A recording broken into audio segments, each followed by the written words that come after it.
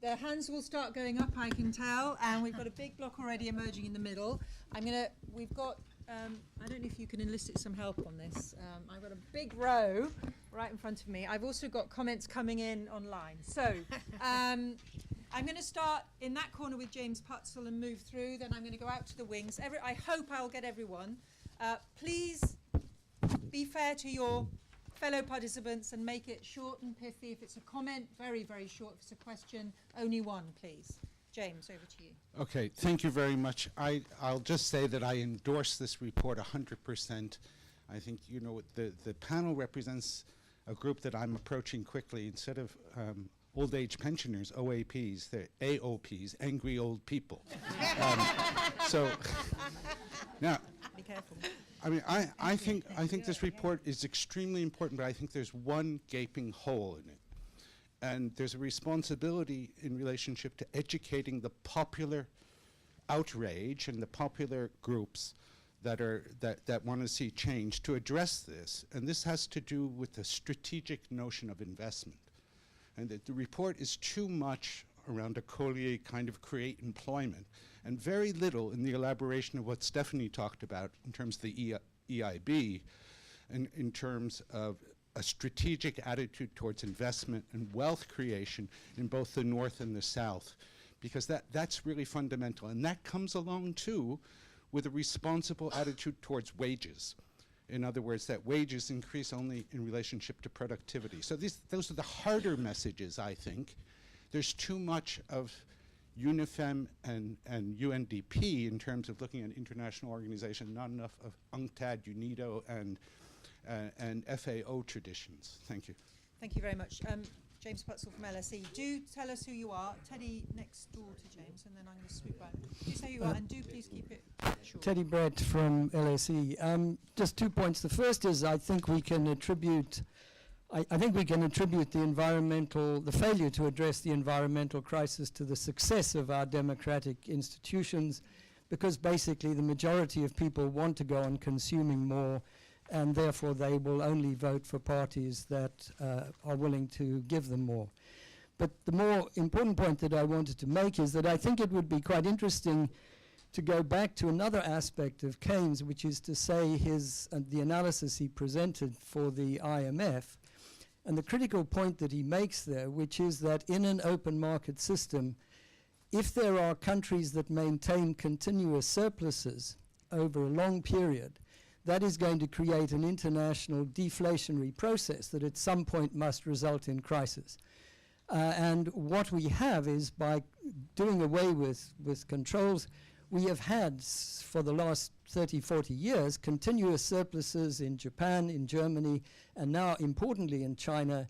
And the effects of these are to massively reduce investment opportunities elsewhere. And unless we can identify some mechanism, which could be protectionism, or might have to be protectionism, to overcome that, and unless that can be built into the international economic organizational architecture, it doesn't seem to me that this crisis is going to be averted. Thank you. Thank you very much. Behind to David Archer, and then I'm going to pick a few others. Just take stuff down. This is a conversation, so you won't be necessarily a straightforward Q&A. So David Archer from ActionAid. I think this is a great foundation. Picking up on the theme of what should be the second pamphlet, I really think it needs to go dig deeper on the issue of taxation. I think it's great to see the stuff around financial transaction tax, but I feel we need to go much, much deeper around progressive taxation that's progressively spent in both low-income countries and high-income countries.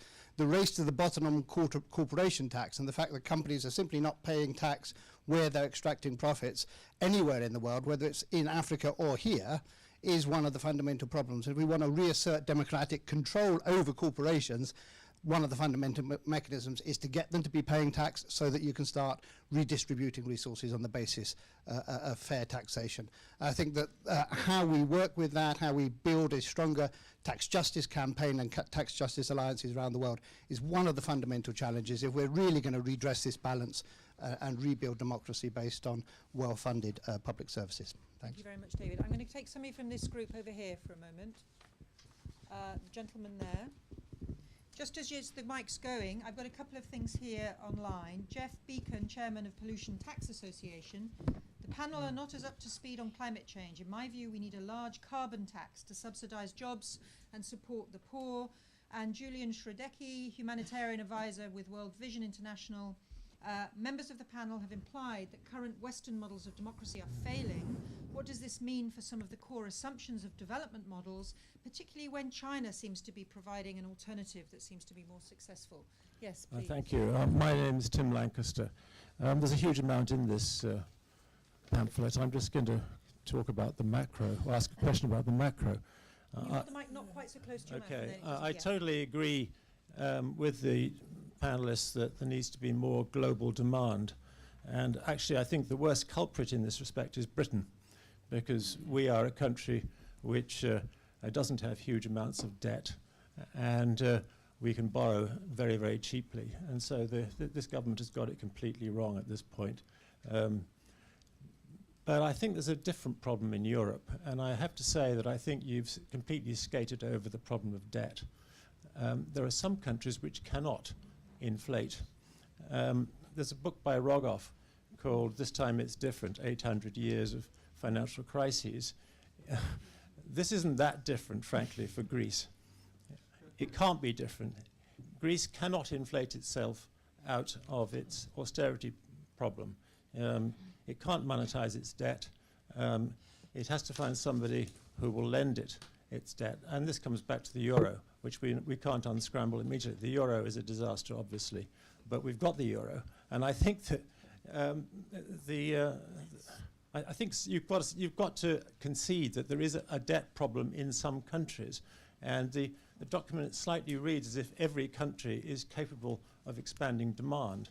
If you're a policymaker in Spain today, you can't do that. Sorry.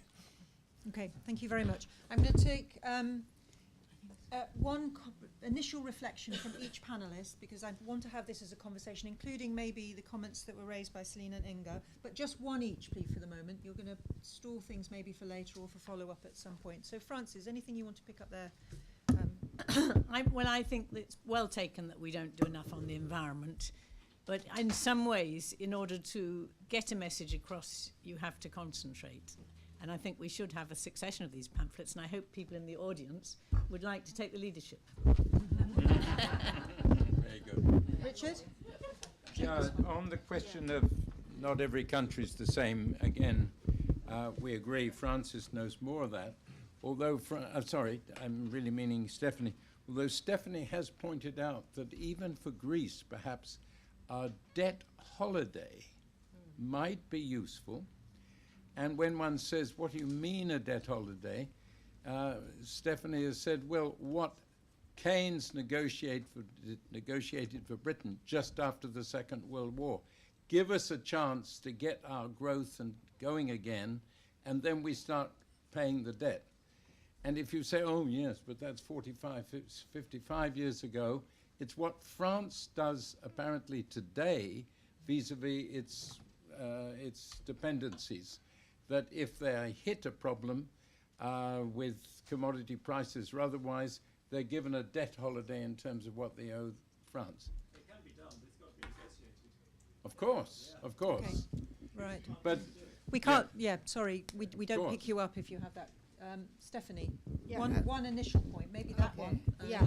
I'll develop that a bit. I mean, I think Tim is perfectly right that countries like Greece and even, unfortunately, Spain and Italy have decreasing space because the financial markets punish them when they follow counter-cyclical Keynesian policies. So, I mean,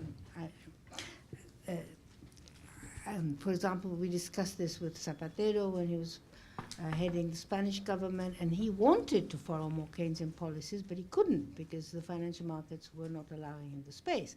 But as Richard said, it also depends on how we structure the deals. I mean, if Greece were given a debt servicing holiday for 2 or 3 years, it could expand more. But you're totally right that countries like Germany in particular, we're talking about Europe, Germany has a lot of fiscal space, it has a massive trade surplus, its debt levels are not that big, although they're quite high. And there are already hedge funds shorting the German bunds. So the financial markets are very strong. And I think this is something we haven't had time to discuss, but I think the financial markets are taking over the world, and this is not a nice world that's coming out of it. So we have to kind of put the genie back in the bottle. But I think you're completely right, you and Teddy, Brett, that the surplus countries could do more. And within Europe, Germany could not only increase fiscal spending and possibly cut taxes, but it could also increase wages. Because there are two ways of dealing with these imbalances. One is that you lower wages in Greece and in Spain and so on.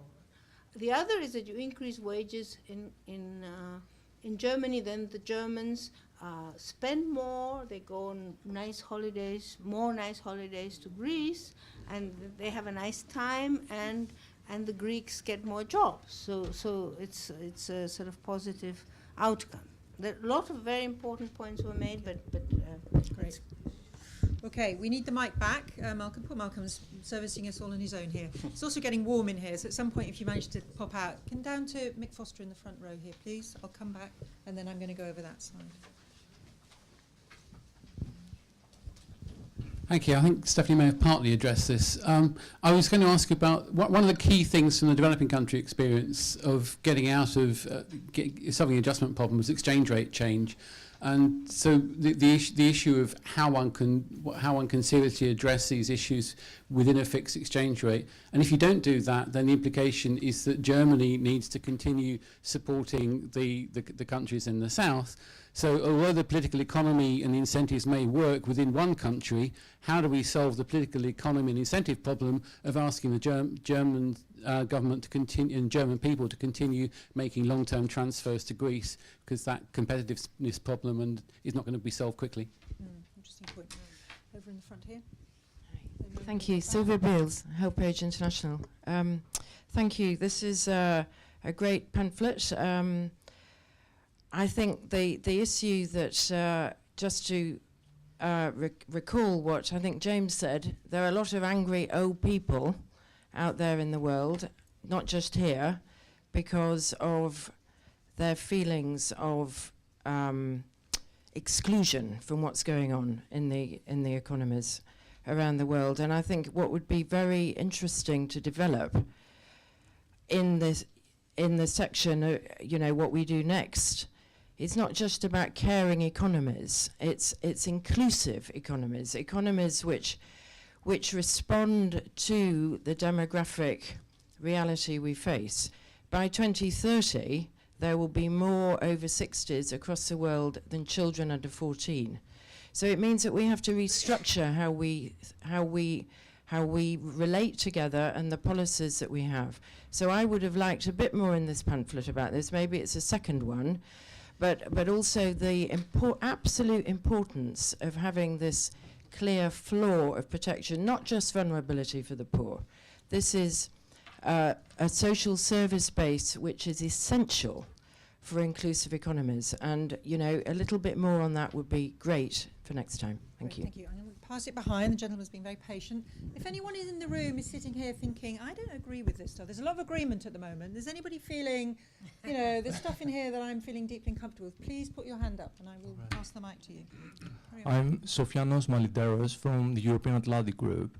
And I would like to, from the European Atlantic Group, I would like to congratulate you for promoting all these structural changes, and would like to contribute perhaps to, the international monetary system is a kind of a deflationary, this does not serve a counter-cyclical approach. So maybe we should include this, into the structural changes that we're talking about, because the dollar standard, we have the Fed in times of crisis to issuing massive amounts of dollars and directing immediately this money into the financial institutions. So we're shouting from outside, you don't have to do that, but maybe we have to find a leverage, to control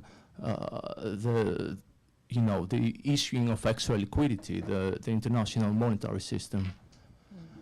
I know that Professor Stiglitz has spent too much time and energy to to this purpose with the SDRs, perhaps the increase of the SDRs of the IMF? Thank you. Okay. Sheila, over on the back row there. Thank you, Sheila Page, ODI. I think you really haven't answered Inga's points, which I feel are very important, which is to take another old economist. Your job is, in fact, to afflict the comfortable, in the Galbraithian sense, not to comfort the afflicted, but to afflict the comfortable, to make Germany care about France, to make the rest of us care about unemployment in Spain. I don't see anything in the pamphlet that makes me do that any more than I might have done before. It's all very well to say Germany could do this, Germany could do that. Unless Germany perceives it to be in its own interest, why should it?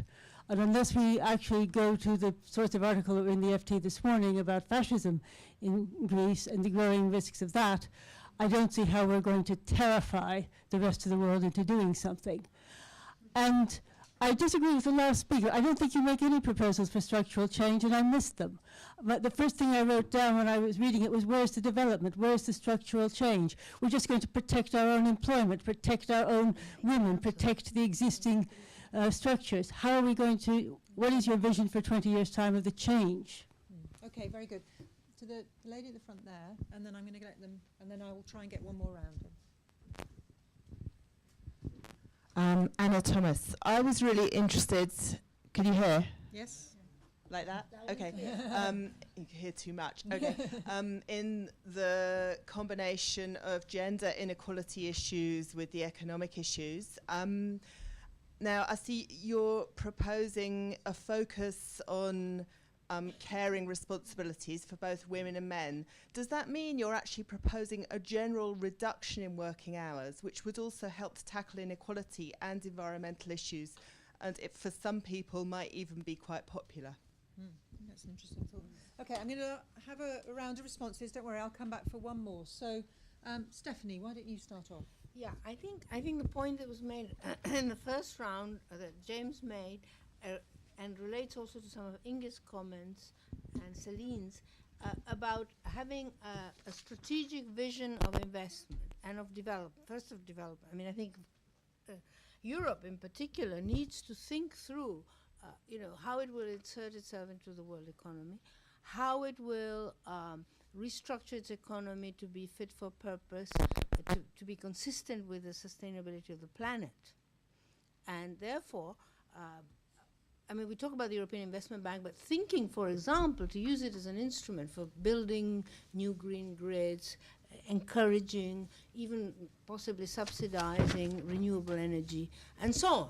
And the same in developing countries. So I think having a new vision for development and then using these instruments, because this kind of market-based approach rids governments of all instruments. So we need to kind of give them tools. But I also agree very strongly with Inge that the governments have been disappointing, that there is sometimes no distinction because one is captured by the other. And of course, as they continually change jobs back and forth, revolving doors, then the distinction isn't really there. So I do not agree with protectionism, I must say, because we cannot cheat. We cannot tell the developing countries, go for export-led growth. These guys have a lot of pain, a lot of to restructure their economies, and then we say, no, sorry, we were wrong about globalization. And we step back, and then too many jobs are going to China. No, this is great that jobs are going to China. We have to find ways to complement this in producing different things so that all of us together rise, not a sort of conflict between one and the other. And just finally, your point about the international monetary system. You're quite right, of course. There is a need, in the same way that the ECB and the Fed have been issuing money, to issue SDRs in a counter-cyclical way. And I think it was very interesting, and I think Francis and Richard referred to it, in the first phase of the crisis, we had a very creative response of the G20. And Joe and Jose Antonio have been pushing this, that it should be done on a more continuous basis, the sort of issues of SDRs and so on. This would be also a response to the crisis. Richard. Yeah, briefly on this IMF and the problem, the tyranny, if you like, of the surpluses in the surplus countries. We do quote the Stiglitz report, which was presented a very good, very bold report with immediate and medium-term recommendations presented to the UN back in, I think, 2009, and absolutely marginalized. Even The Guardian only had a tiny report of it. It's a very good report. You can go onto the UN website and get it. But from the developed country point of view, it was produced by the UN. Who cares whether Stiglitz has a Nobel Prize? They didn't like it, and they didn't like particularly it came out of the UN rather than through the sieve of the IMF and the World Bank. On, if I may, just on the issue of care and so forth, this is a very abbreviated version of what Ruth Pearson and Diane Elson provided. I'm sure that we do talk a little bit about working hours, and but there were many other things too that have been chopped down to fit. Okay, very good. I'm reminded by that phrase, that awful phrase, "we're all in this together," which has to become the most discredited phrase in history. Well, Tina is a pretty good competitor. Thank you. I just wanted to reflect a minute about Greece versus Germany. There was a question about this. And I think there is a basic contradiction, which everyone's increasingly recognizing, about being in a fixed exchange rate area and not being in part of a political country. Because if you think about it, say in the US, everyone's in part of the same country. All right, there are certain entitlements that you get from that, including your banks are protected and all sorts of things. But if you're in this sort of fixed exchange rate situation, you can't devalue, you can't become competitive, and at the same time your banks are not protected, your people are not protected. There's a sort of basic inconsistency, and the answer is, I think, that Greece really has to put it on the line. We'll leave, or the thing has to change. And I'm personally a minority in thinking that the election went the wrong way from that point of view, the Greek election. Okay. Thank you very much. Right, I'm going to go for one more round. I also have a question here from Susanna Pickering-Saka, who's a lecturer at University of East London, saying, referring to Inga's dual actor failure point, where does this leave the role of international NGOs? Where do they figure in this story? You know, are they the hope or part of that failure? Okay, I've got 3 more questions I want to take. I'll try and take some more. The gentleman here at the front, who's been waiting a while, and I'll try and get you in. Do keep it short, please, so everybody can get in. In 1990... Not so close to your mouth, please. Yeah. Sorry. In 1990, in August, just before the IMF World Bank annual meetings, the International Monetary Fund, to my complete amazement, invited all the executive directors of the bank and the fund to a presentation that I gave of organisations in more than 60 countries copying new information about policy questions across the whole world agenda together for use by the delegations and by the press and in the public spaces at the annual meetings that year, and they agreed to use it. Today, ODI knows that it's worth having this tiny little meeting and not addressing the individuals, organisations and groups that now use more IT, that is one global real-time network that the banks are using, the traders are using, the speculators are using, but the development community is not using to present policy options. Okay, thank you very much. And I request that ODI take this seriously, which it has not done. Thank you. I'll follow that up with you later.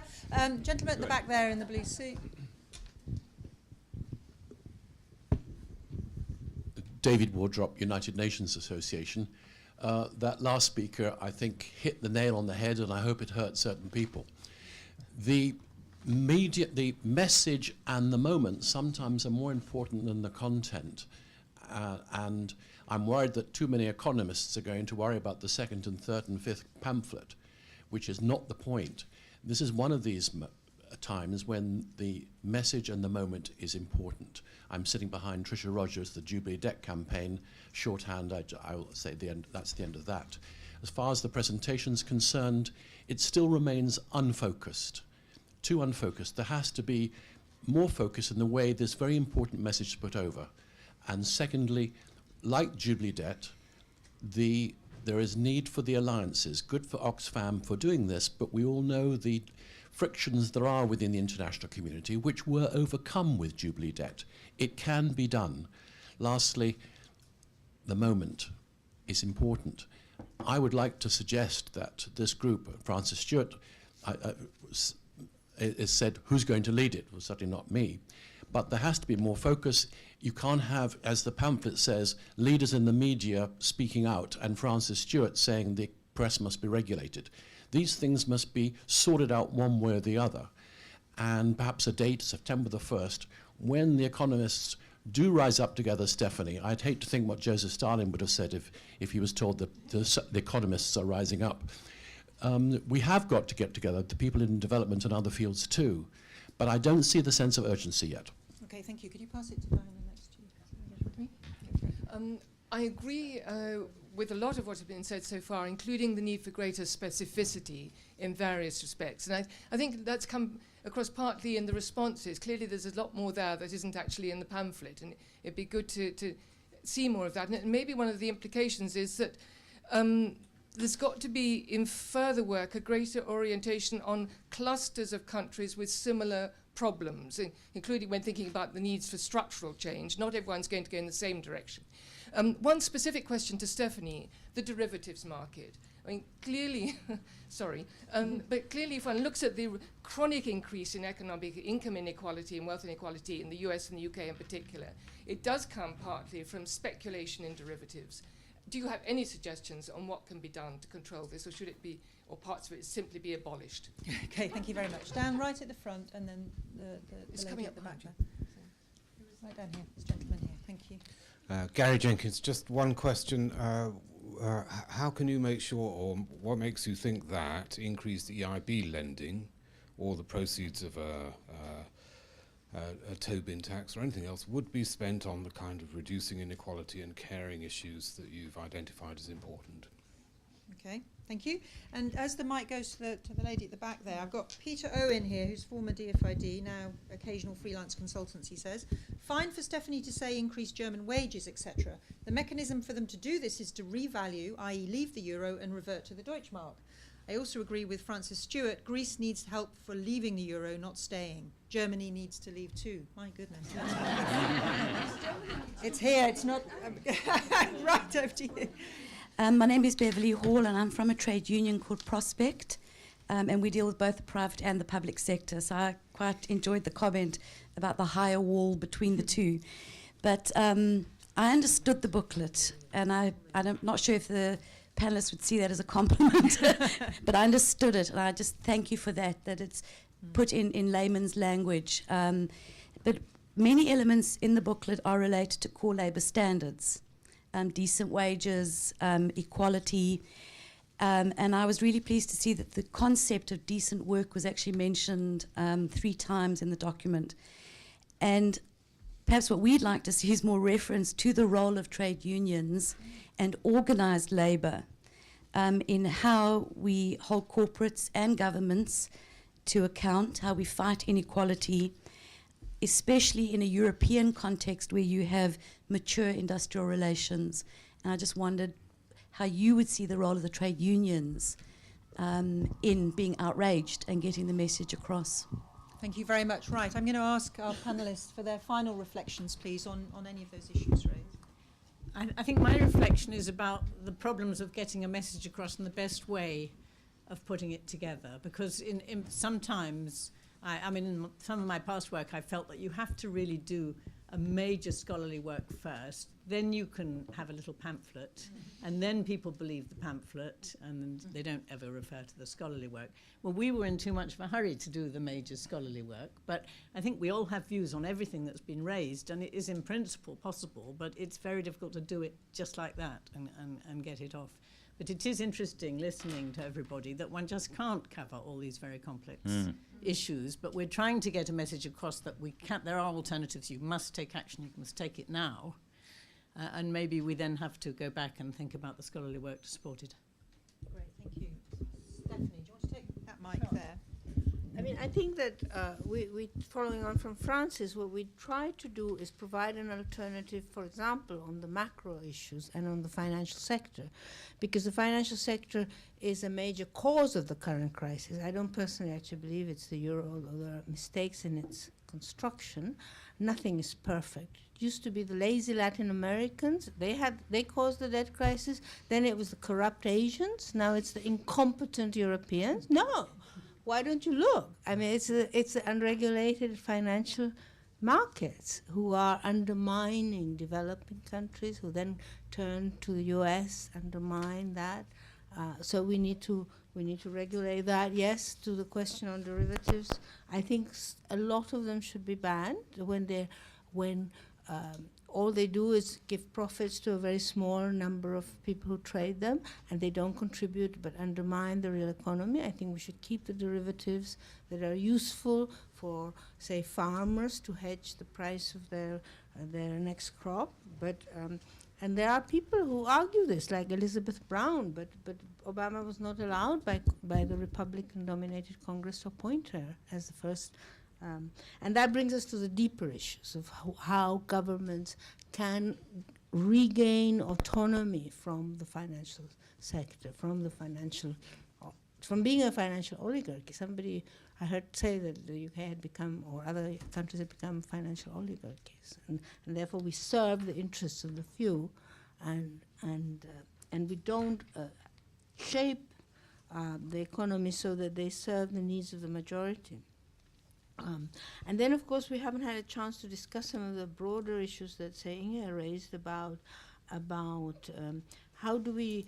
A lot of these issues can either be tackled through protectionism, or bringing up the barriers, or through global governance, because these are a lot of financial stability, preventing climate change are global public goods, but we haven't got a global government. So how do we go about, as Francis said, strengthening, for example, the United Nations, making the IMF and the World Bank more democratically accountable and stronger?